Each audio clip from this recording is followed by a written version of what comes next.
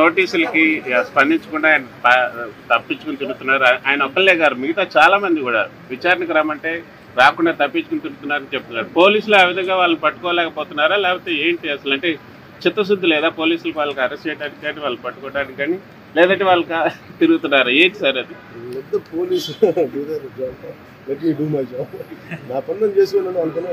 అట్లా గత గవర్నమెంట్ లో అయితే ఎక్కడున్నా కూడా పట్టుకొని వచ్చేవాళ్ళు, ఇక్కడ మాత్రం పోలీసులే వాళ్ళు చెప్తున్నారు వాళ్ళు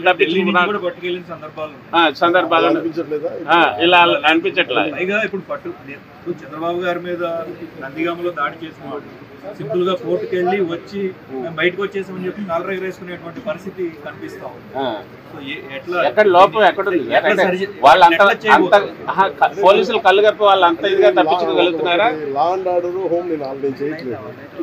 సో మీరు అడగాల్సింది మీరు కూటమి ప్రభుత్వం కాబట్టి మీరు పంచాయతీ రాజ్ గురించి అడిగితే నేను చెప్పగలను.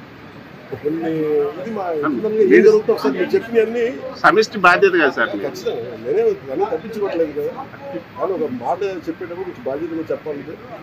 సో మీరు మా మీడియా మిత్రులు అడిగారు ఢిల్లీలో, ఇవన్నీ నేను మా ముఖ్యమంత్రి గారి దృష్టికి, హోంమంత్రి గారి దృష్టికి తీసుకెళ్తాను. ఏం చెప్పంటారు చెప్పండి, మీ మాటకు నేను తీసుకెళ్తాను. అంటే మిమ్మల్ని అంత ఇబ్బంది పెట్టినప్పుడు, అంత ధైర్యంగా ఆంధ్ర పోలీసులకు ఈ రోజు ఆంధ్ర పోలీసు ఎందుకు కట్టపాయిస్తున్నారు అడగాలి. Please subscribe .news.